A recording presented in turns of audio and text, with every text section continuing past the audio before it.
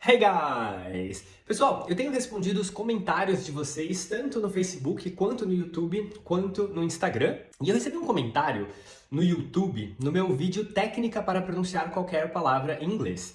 Esse vídeo ele é um vídeo que ensina você como utilizar os fonemas. E aí o comentário foi uma crítica zona, assim, uma baita crítica do Edu Ribeiro 1780. E eu achei que eu deveria responder esse comentário através de vídeo, já que é um tema bem polêmico. Isso aqui é bem polêmico. Então vamos lá.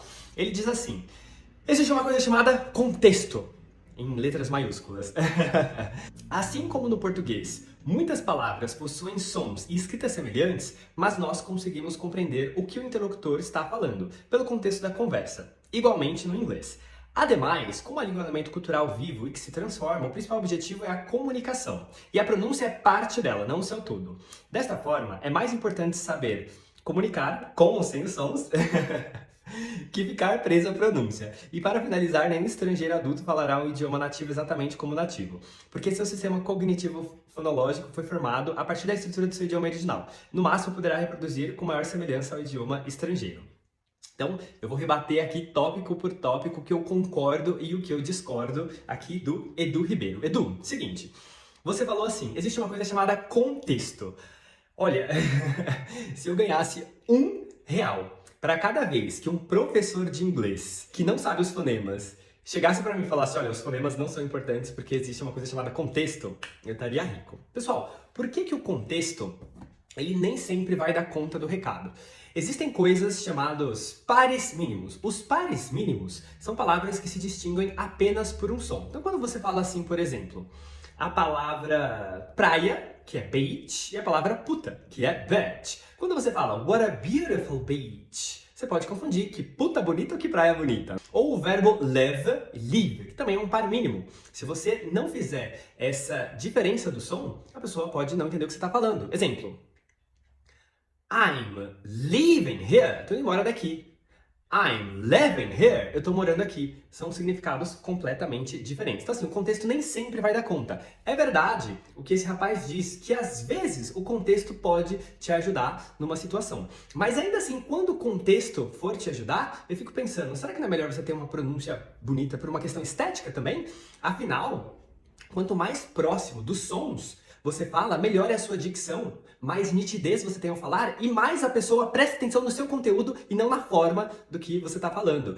Se você falar assim, meio...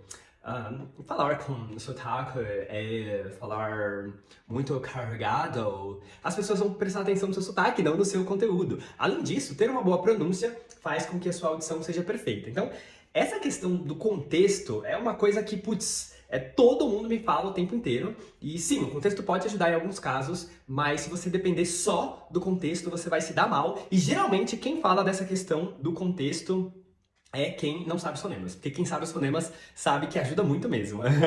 É professor de inglês preguiçoso. Vamos lá, ele fala, assim como no português, muitas palavras possuem sons e escritas semelhantes, mas nós conseguimos compreender o que o interlocutor está falando pelo contexto da conversa. Igualmente no inglês, discordo plenamente. Português e inglês não tem essa semelhança.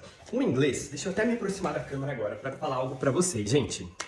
O inglês é uma língua monossilábica. O que isso quer dizer? Que a maioria das palavras são monossílabos. O português é uma língua que é grande, digamos assim. Eu vou dar um exemplo perfeito para vocês entenderem. A palavra casa. A palavra casa, no português, tem duas sílabas. Casa. Casa. No inglês é só uma sílaba. House. House. É uma sílaba. As palavras mais comuns da língua inglesa funcionam dessa forma. Então a palavra você, duas sílabas. Você. E no inglês, you, uma sílaba. Então, o que acontece é que no inglês a maioria das palavras tem uma sílaba, enquanto que no português são várias. Isso faz com que o inglês seja mais difícil de perceber através da audição. Um fonema que você muda ali já muda completamente o significado da palavra. De novo, como é que é casa em inglês? House. House. Agora, sabe qual que é o verbo de house? É house. Você muda de um S para um Z, você muda o significado. Em português, é acomodar. Então, olha a diferença entre casa e acomodar. Você consegue se comunicar em português, mesmo com dificuldade nos fonemas do português, porque casa e acomodar são coisas completamente diferentes. Agora, no inglês, uma coisa é house, outra é house. Mesma coisa com ano e orelha. São palavras que são muito pequenininhas, palavras monossilábicas, que um fonema vai fazer a diferença. Então, quando você fala que no português a gente consegue se comunicar da mesma forma como no inglês, não, são línguas completamente diferentes. Até porque, faz o teste, pega Harry Potter em português, é dessa grossura. Pega em inglês, é dessa grossura. Porque as palavras do inglês, elas são menores, tanto na escrita quanto na pronúncia. Então, o inglês é uma língua que você depende muito mais dos fonemas do que, por exemplo, no português, no alemão ou no espanhol. Os fonemas são cruciais. Ele fala assim: ademais, como a língua é um elemento cultural vivo e que se transforma, o principal objetivo é a comunicação. E a pronúncia é parte dela, não o todo. Eu concordo, a pronúncia é parte dela, não o todo. Mas afinal, agora essa parte é a melhor. Dessa forma, é mais importante saber comunicar com ou sem os sons do que ficar preso à pronúncia. Então vamos lá, vamos se comunicar agora sem os sons.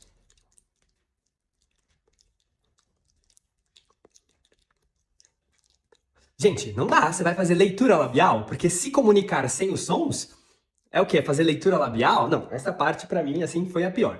O que acontece? Edu Ribeiro, a fala, ela depende dos sons, não tem jeito. Então você tem duas opções na hora de falar. Não existe falar sem os sons, igual você colocou aqui, não existe, não existe. Mas na hora de falar, você tem duas opções. Ou falar inglês com os fonemas do português, que é o que você já sabe, que é o seu aparelho fonador tá preparado, ou falar inglês com os fonemas do inglês. Você tem essas duas escolhas. Ou você vai falar inglês com os fonemas do inglês, ou falar inglês com os fonemas do português. Você escolhe. Quando eu morei nos Estados Unidos, eu falava inglês com os fonemas do português. As pessoas não me entendiam, eu não era entendido. Depois que eu descobri os fonemas, eu falei, e se eu falar inglês com os fonemas do inglês, não do português? O que aconteceu? Melhorei minha dicção, minha nitidez e minha audição melhorou muito. Então assim, não existe se comunicar através da fala sem som. Se você vai se comunicar sem som, você está se comunicando pela escrita. E aí, tudo bem, as letras, tem lá 26 letras no alfabeto, com essas 26 letras você forma qualquer palavra do inglês, aí você se comunica. Mas se você for se comunicar oralmente, se você for falar e ouvir, você depende do fonema. E de novo, a não sei que você queira falar inglês com os fonemas do português, que tá tudo bem também, muita gente faz isso. Mas daí você não pode ficar reclamando. Ai, que eu não entendo um filme sem legenda. Aí você sempre vai depender da escrita. Porque se você fala o inglês, se você performa o seu inglês através dos sons do português, você sempre vai ter dificuldade com a modalidade falada do idioma. E para finalizar, nenhum estrangeiro adulto falará o idioma nativo exatamente como nativo, porque seu sistema cognitivo fonológico foi formado a partir da estrutura de seu idioma original, e no máximo poderá reproduzir com maior semelhança ao idioma estrangeiro. Isso eu concordo, pessoal. Quando a gente nasce, a gente tem uma formatação, ela vai se formando até mais ou menos os 7, 8 anos de idade. E depois que a musculatura da boca ela se formata, é muito difícil você ter a precisão de movimento do que se você tivesse, né, aprendido do 0 aos 8 anos. Só que assim, é igual yoga. Vamos pensar que se eu for começar a fazer yoga hoje, com 32 anos, os meus movimentos, eles não vão ser iguais a uma pessoa que faz desde os 5 anos. Essa pessoa é mais maleável. Então, ele tem razão nisso. A nossa musculatura, conforme a gente fica adulto, ela fica menos maleável, ela fica menos plástica do que a de alguém que começa cedo. Só que assim, o que você vai ter, primeiro, é uma melhora. E também, a gente tem sim plasticidade. O conceito de plasticidade é trabalhado muito por um linguista chamado Fleig, que ele fala que qualquer idade da vida que a gente começar a articular os sons de uma língua estrangeira e treiná-los e fazê-los de forma assídua, né, sempre que possível, você sim tem uma melhora na sua plasticidade. E mesmo se você não tiver essa melhora na sua plasticidade, os fonemas, eles não servem para padronizar o seu sotaque. Eles servem para você padronizar a forma de falar e não sotaque. Até porque existe um conceito linguístico que é fone. Fone é o som físico. E fonema, ele é o som cognitivo. Então, eu ensino fonemas, que é para você, dentro da sua cognição e dentro da sua possibilidade articulatória, você pronunciar as palavras do inglês. E sempre da mesma forma. Enquanto que a pessoa que ensina fone, digamos assim, aí sim que ela tá fazendo um accent training, tá fazendo uma modalidade de treino da fala em específico. Então, fonema, por incrível que pareça, não tem nada a ver com o som no mundo físico. O objetivo é padronizar a sua pronúncia. Mas assim, Edu Ribeiro, tá tudo bem a gente discordar. Quando a gente for discordar, você precisa ter um embasamento científico e fazer as suas citações. Porque os argumentos que você usou, para mim, eles não são válidos, não tem embasamento científico nenhum. E, aliás, tem embasamento na preguiça. É argumento de gente preguiçosa que não quer aprender uma coisa a mais, digamos assim, ter um trabalho a mais. Poxa, Você vai aprender inglês? Por que você já não aprende com os fonemas do inglês? Eu sei, dá um pouquinho mais de trabalho, você tem que articular cada som da forma como é, mas isso vai lubrificar o seu aprendizado no inglês. Ah, e outra coisa importante, se quiser me xingar, Edu, xinga. Xinga, porque assim, quanto mais audiência você me dá aqui, melhor, principalmente lá no YouTube. Lá no YouTube eu ganho alguns centavos de dólar toda vez que alguém vê o meu vídeo, comenta, gera engajamento. Então, pode discordar, pode brigar comigo, pode me xingar que eu sou forte, eu aguento e ainda ganho alguns centavos de dólar.